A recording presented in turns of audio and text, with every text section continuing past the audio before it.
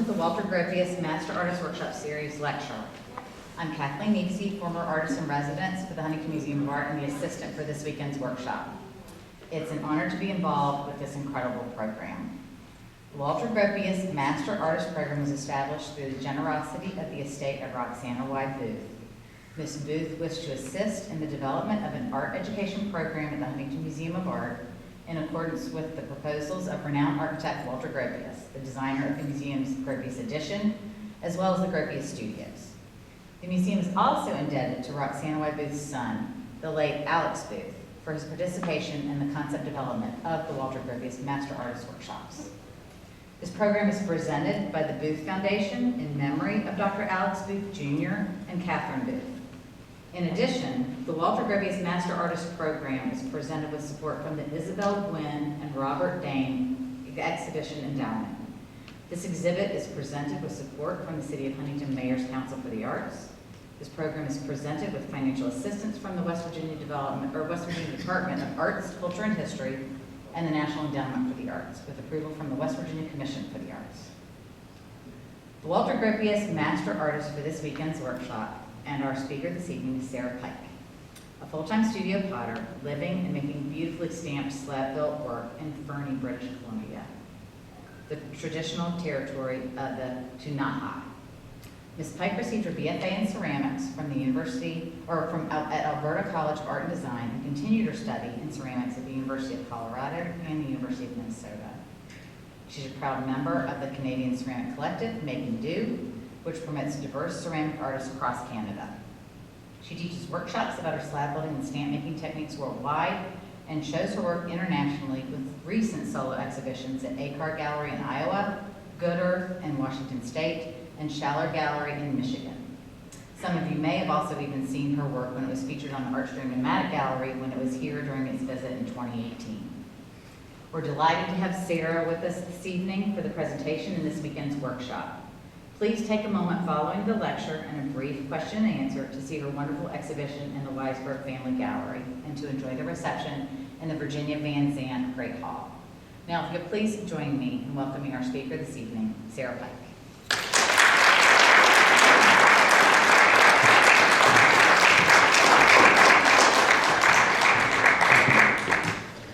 Hello, everyone. Thank you for coming here. Please bear with me a second. My computer is turned off. This was your nightmare. Right.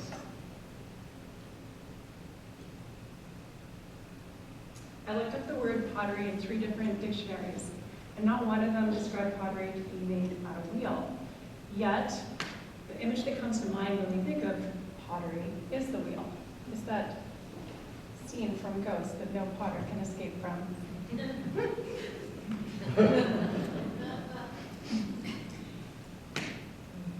I was sitting in a late night cafe with a girlfriend of mine, a new friend. It was noisy, people were chatting, there was live music, and her 2 adult sons came and sat with us.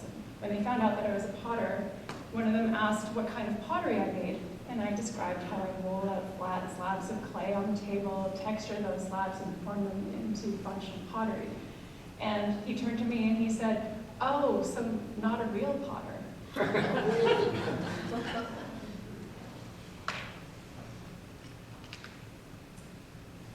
Hackles up, I profess that yes, indeed, slab-built pottery is real pottery, and gave him this little speech about it, and his face went all red with embarrassment. And he said, no, that's not what I said. I said, not a real potter.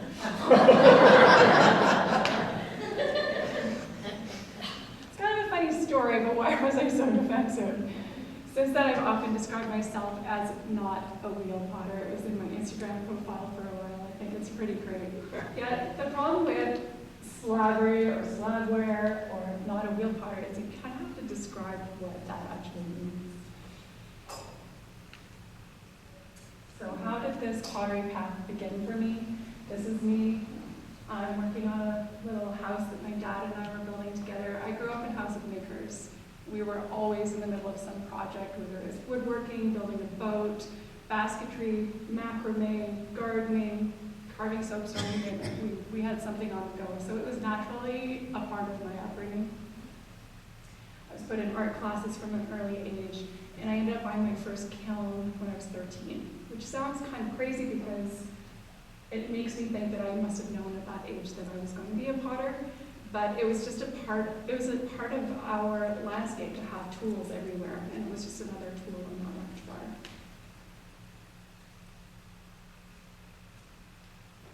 I want to share just a couple of kicks and nudges that I had along the way that brought me to the kind of work that I make right now. I went to Alberta College of Art and Design in Calgary and studied with Greg Pace. This is Greg Pace's work. And when you first look at his work, I think you think, wow, those are sort of interesting forms, what those forms are about. But then you look at the negative space between the pots, and you realize that these pots are actually more about the negative space than they are the pots themselves. And I feel like with Greg's alumni, a lot of us, because we had that training to look at the outside shape, the profile of pots, we have a keen sense of form. And I really see that in a lot of the students that graduated out of that program. After I finished at ACAD, I flailed, as often we do when we finish school. We don't have kilns, and we don't really have that little Scott kiln that I bought, but it was in the back of my parents' garage under a bunch of boxes at this point. But we don't have glazed kitchens, we don't have peers, we don't have critique, and suddenly we're on our own, we're trying to figure out what to do. So I took a workshop with Julia Galloway, who I believe was a Walter Gropius workshop artist. Yeah, so incredible workshop, 2 weeks of playing with cutting and altering and all these techniques that I'd sort of played with a little bit, but not a lot. I learned so much, and at the end of the workshop, she said, what are your plans? What are you going to do now? You should go to grad school. And I wasn't ready for that, but she suggested I go do a post-bac session at the University of Boulder, or Colorado in Boulder. While I was there, this artist, Tony Marsh, came as a visiting artist, and I love this work, just the sense of volume. He, for this body of work, would perforate the pieces until they collapsed. These were the pieces that didn't collapse, so they were perforated to the point of almost collapse. They had this incredible airy, voluminous feel, and they're just really beautiful forms. We had individual critiques with him. He said, come on into this space, put your pots out, and we'll have a chat. And I was, a young 20-year-old, 23-year-old, maybe feeling pretty confident about my work. Went in there thinking he was going to tell me that it was great. And he said, I don't think you're really living up to your potential. I think you might be a hand builder. And I was like, no, I'm a real potter. I'm a wheel potter. This is the work I was making at the time. It was a lot of thrown and altered pieces, and I think if you look at the bottom right piece, it's really kind of hard to tell that it was made on the wheel, so I can see now what he was saying, although at the time I ignored what he said. I came back from the University of Colorado and started working at North Mount Pleasant Art Center, which is a really beautiful art center in Calgary, Alberta, Canada, and got to work with this guy, Bob Reimer. He was the head technician and I was the assistant technician. And through no sort of formal conversation, he became my mentor and I became his mentee, and it was mostly me just asking him for a ton of questions and him being patient with me. This is the work that I was making at Mount Pleasant. A little bit more volume. Like I love Bond's pots for their sense of volume. They always seem to be kind of bursting at the throwing lines. Still thrown and altered and lifted at this point. But I did apply to grad school and went to the University of Minnesota in Minneapolis to study with this guy, Mark Harris. Was he in Gropius? He was. He was awesome. And I love his work. He was a hero of mine. And at the time when I went there, he was doing both thrown and slab-built work. Still was thinking that, real thrown pots were real pottery. So it took me a minute, but I love this piece of his, the sense of volume, the incredible form, and it's lovely. While I was there, I was making a lot of work, thrown and altered. I was firing in soda kilns, and I started to feel really nauseous at the wheel. The spinning was just really getting to me, and actually a lot of things were really getting to me, and I couldn't figure out what was going wrong, and it turns out that I was pregnant, which is not the best plan when you move to another country and go to your dream grad school. It's not ideal. My cowboy fiance was back home running his family ranch too, so he couldn't really pick up and leave and come and help me. So it looked like I was going to have to quit grad school, quit my dream, and I really felt like a failure, actually. This is the work I was doing in grad school. I was really thinking about the spaces that we occupy and how we can kind of feel like this is my space, this is my apartment, even though there's noisy punk rockers across the hallway and a really noisy family downstairs, and all that noise is coming into the space. I still feel like I have this defined space. And then my studio, I'm sharing a space, but we've drawn a line in the sand as this is your space, this is my space, and suddenly I have this happening in my body where this body that I thought was mine now has a creature growing inside it, and it's taking over, and it's making me do weird things and eat weird things. This is actually kind of inspired by, when you go maybe on vacation with a sibling and you're a kid and you draw that line on the bed that you have to share, you're not supposed to pass it. I'm protecting these spaces that I thought were a part of who I was.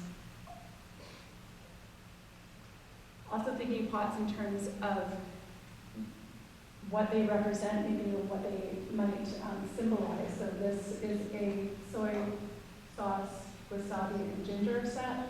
And how the form standing in the middle is almost kind of like a mother, like thinking about nurturing.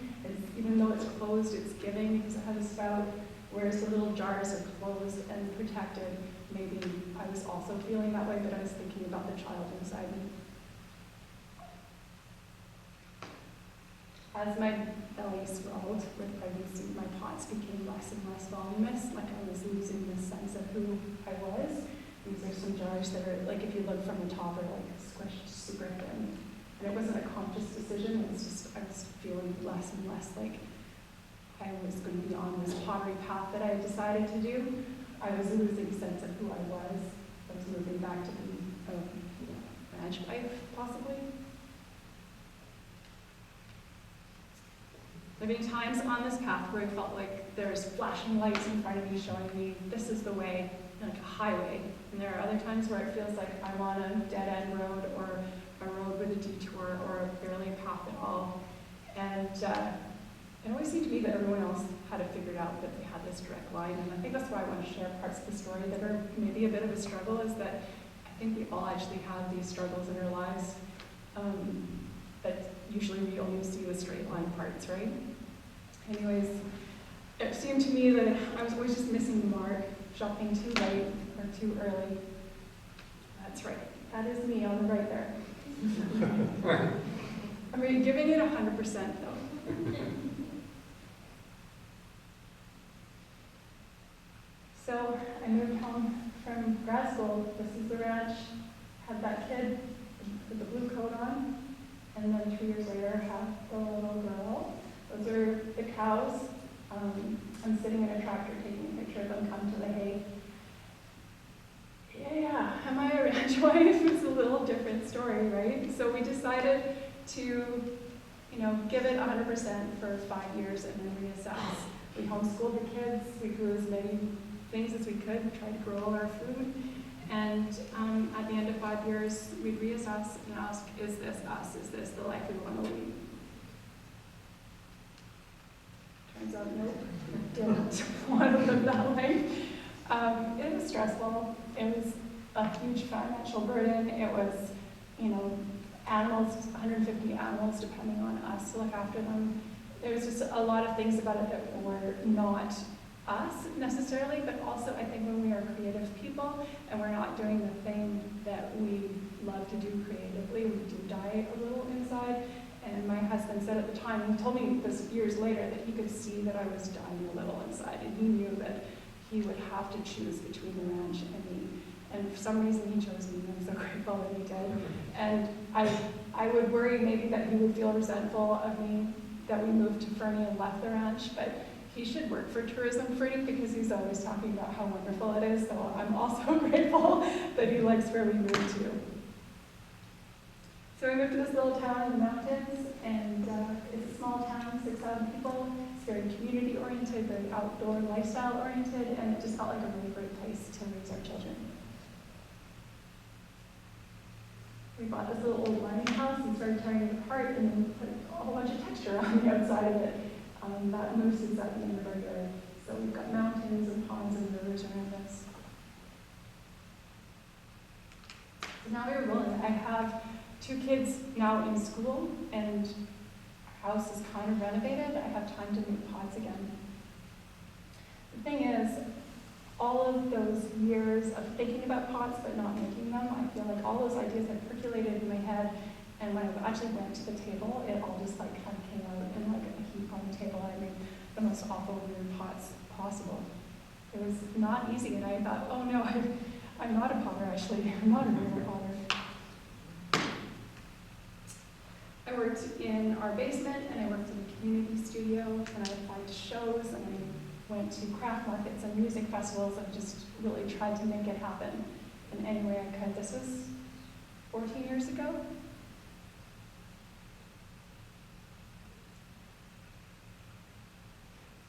So I just want to share some inspiration along the way.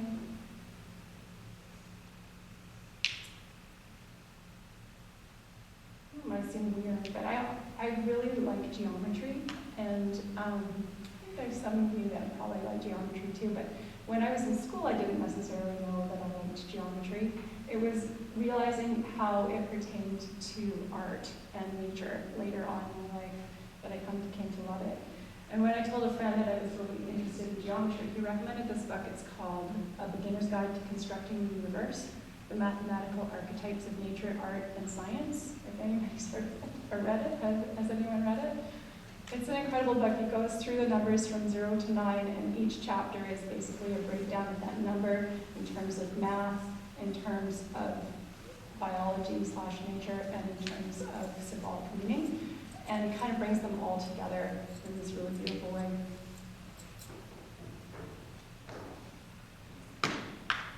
It also talks about Euclid's Book of Elements, and so I started reading more into that. And if you take a compass and you draw a circle, and then you take the point of that compass and you put it on the outside, on the circumference of that circle, and you draw another circle of the same circumference, you get this intersecting circles with that shape in the middle that's called an mandorla or the vesicus.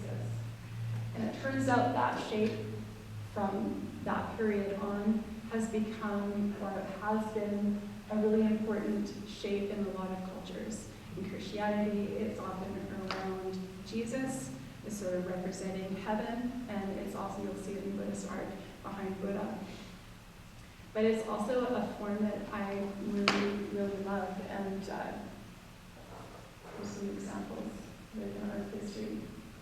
And I'm not sure if it is because of art history and seeing it in, buildings and architecture, or if it is just actually a shape that humans probably feel connected to. I always thought that shape was maybe special to me because it's sort of the body maybe around the shoulders, but it turns out that there's this geometry aspect to it. So in Euclid's Book of Elements, he describes that you can draw every two-dimensional shape using a straight edge and a compass. So by taking the two middle points and the intersection point, you can draw an equilateral triangle. And I just love that just through drawing circles, you can draw all of the two-dimensional geometric shapes. And it turns out that I've been making this shape throughout my career.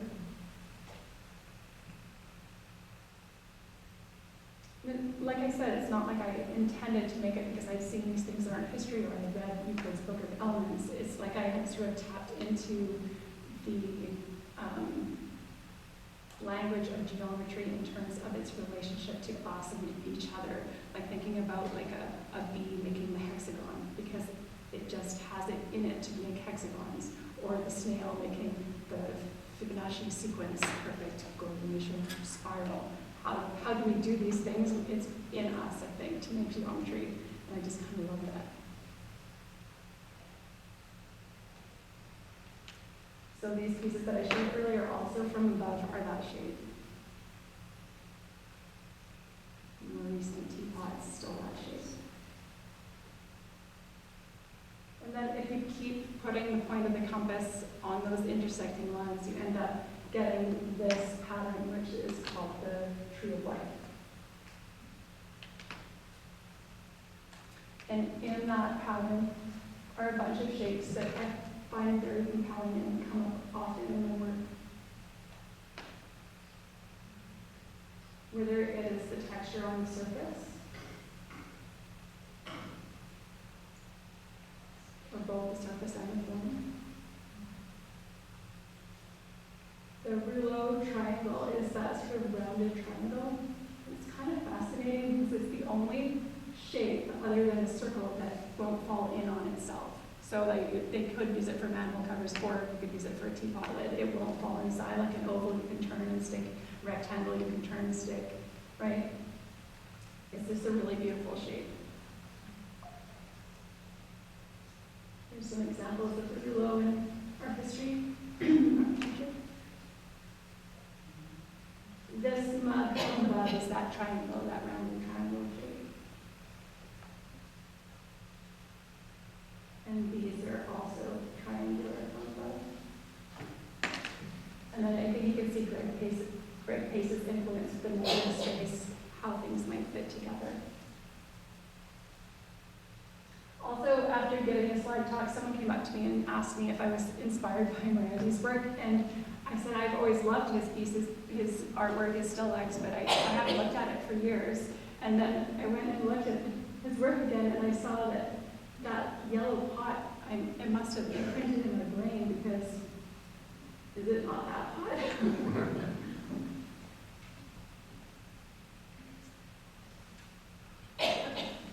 In the past few years, I became obsessed with the OG curve. So an OG curve is an S curve where the concave and the convex are the same shape. And that sort of step in the middle there on the left would be like a kind of like a bulb shape, would be 4 OG curves making that curve. But I love how those S curves end up fitting together in the negative space, comes up and creates this really beautiful pattern. It was originally inspired by the garden. I have a vegetable garden right outside the house, and all the bulbs and the garlic, the onions, everything are kind of that shape.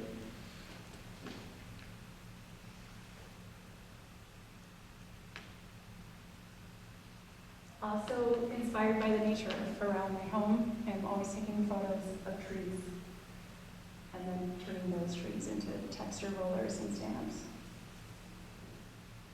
Here's some examples of trees. I love the winter trees. You know how they're kind of stark and often gnarly, and the snow just accentuating their beautiful form. And I lived on prairies for a long time on a ranch, and I feel like these shapes also influence my work. These very sort of separate planes are like my bottles. And granaries as well. It's similar to that little water pot. You have to be careful what you surround yourself with, and you never know how it's going to come into your work.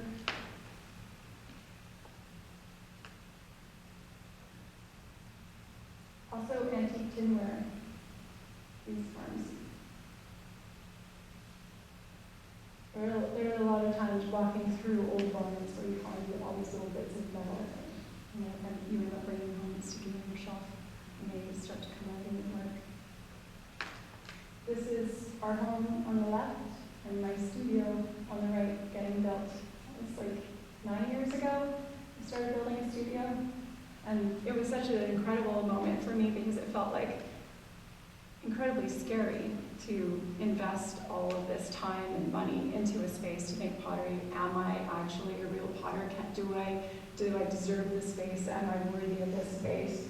Can I afford this space?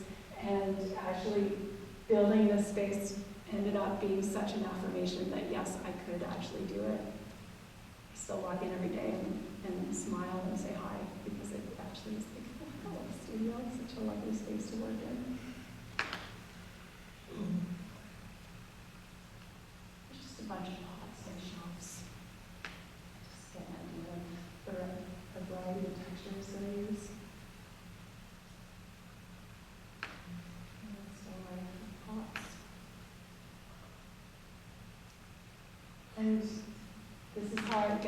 bus to the post office.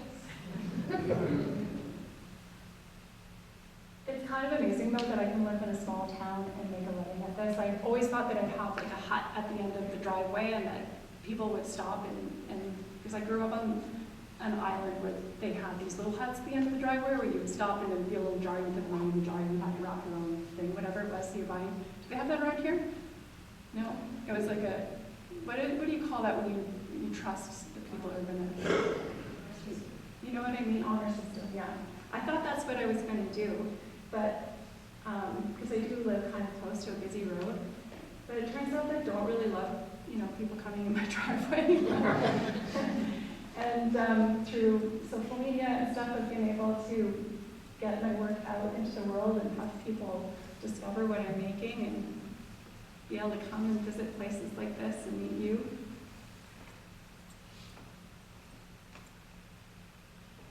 So I guess it's going okay, and I feel like I am a real potter after all. That's my talk. So thank you so much for coming.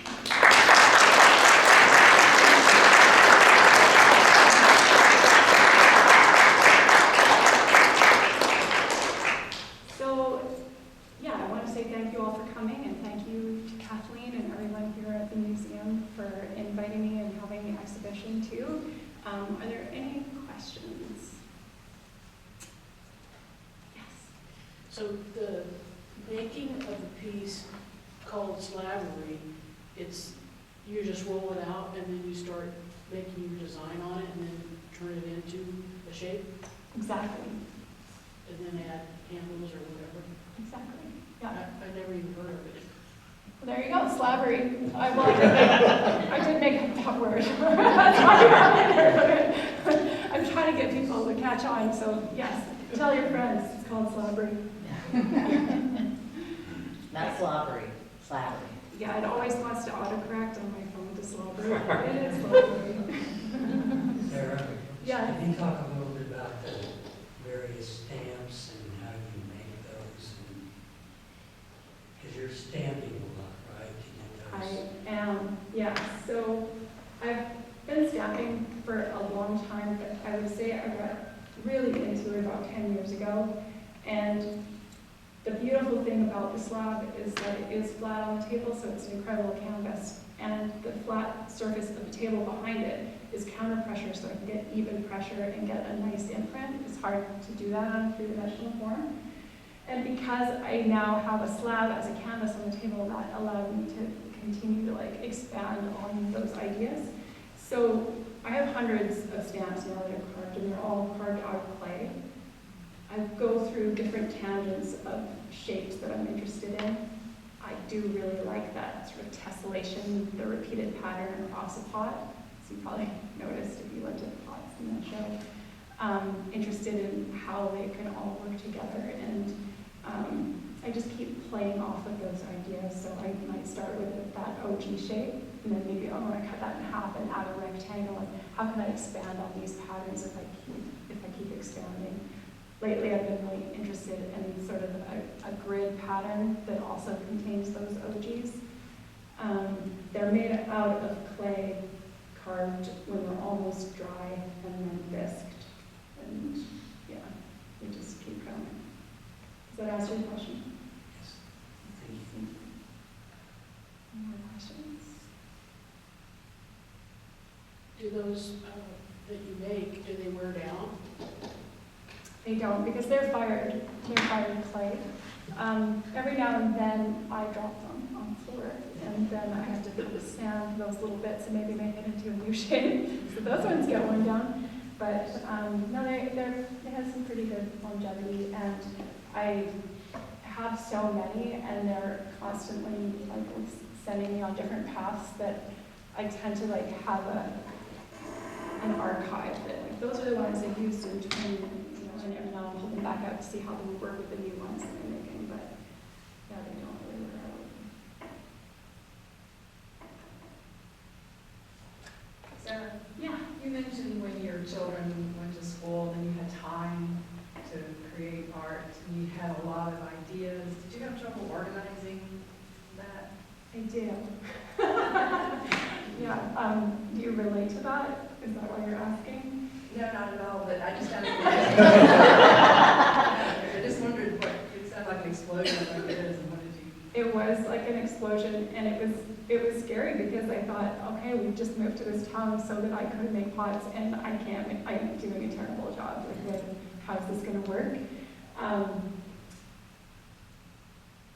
I feel like every now and then, like I kind of describe it like when you're on your computer and you have a million tabs open and you're not sure which one you're gonna like keep going down the rabbit hole on. It does feel like that sometimes. Sometimes you just gotta shut some of them down and maybe write in a notebook, work on this later and come back to it. And every now and then I do.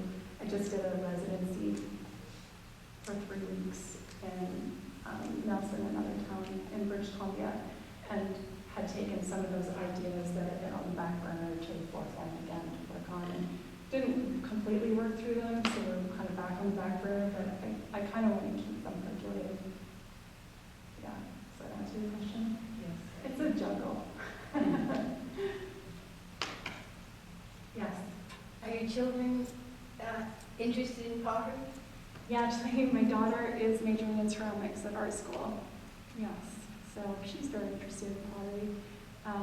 My son, he uses pots. He enjoys using pots, but he doesn't really.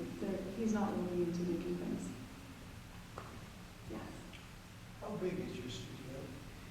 It is, I think 20 feet by 30 feet, so 600 square feet. And that includes a space that cut out of that. Like basically the main space is the 30 by probably 18 that I make all the work in. And have like a little office in, and there's a bathroom, utility room, and a space where the kilns are separate.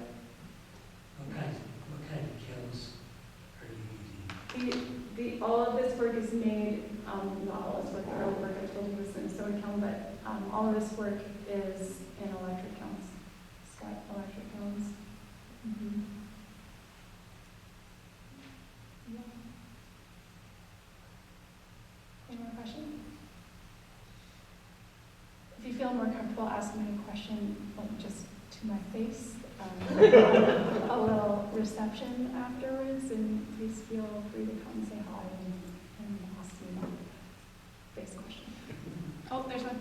Can you tell us a little bit about how you, after you had your studio, and obviously the internet helped a whole lot to be able to work from home and ship your stuff out. So how did you do that? How did you get started and build a clientele? Yeah, at the beginning, similar to those pots that I was making that weren't great, I felt like I was, putting a lot out there in the world. I was trying wholesale. I tried selling in galleries and little shops.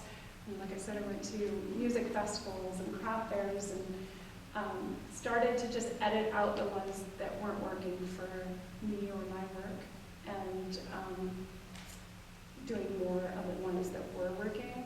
I would say some of the best things were going to kind of like art markets in bigger cities, so traveling with the work, meeting other artists and learning their ways was a huge way for me, so I would say community was huge.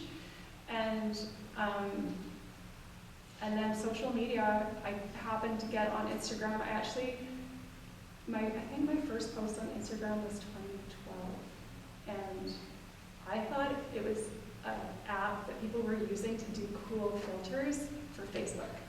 I didn't know that it was social media, and I was like, oh, that looks cool. I'm going to go try this Instagram filter app, and I posted a picture on Facebook having used Instagram to create like a little border and make it look kind of like sepia grainy. And then I went back like a month later to do another cool filter, and it said, you have 10 likes and 3 followers or something. I was like, wait, what? I had no idea that I posted them publicly.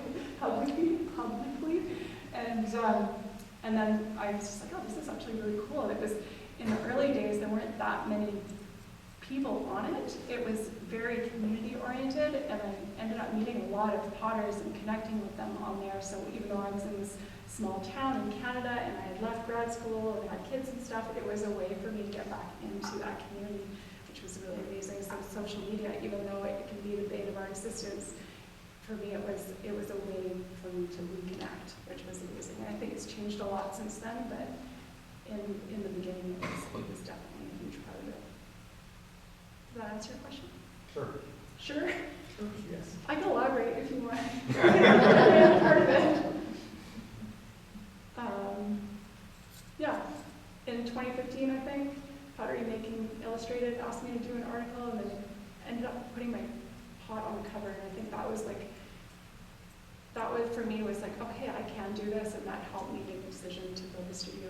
And when we built the studio, when I designed it, it's not like a fancy design or anything. I designed it though, so there would be a plan B where if this pottery thing didn't work out, we rough plumbed it for a bathroom and a kitchen, and it could turn into living quarters if it didn't work out. So that having that like plan B was kind of a soft entry into having my own studio. But haven't looked back since. So yeah. Any other questions? How is your husband occupying himself now? So the cowboy is still my husband somehow, and he is still involved with cows. Actually, he works for a couple of Angus ranches in Canada, and he does sort of consulting work for them. He's kind of like a cow scout. He's also a fly fishing guide. In the summers, he's always guided fly fishing. So Fernie is famous for his fly fishing, and was one of the reasons why we moved there. So he guides on the rivers there in the summer. Yeah. Any questions?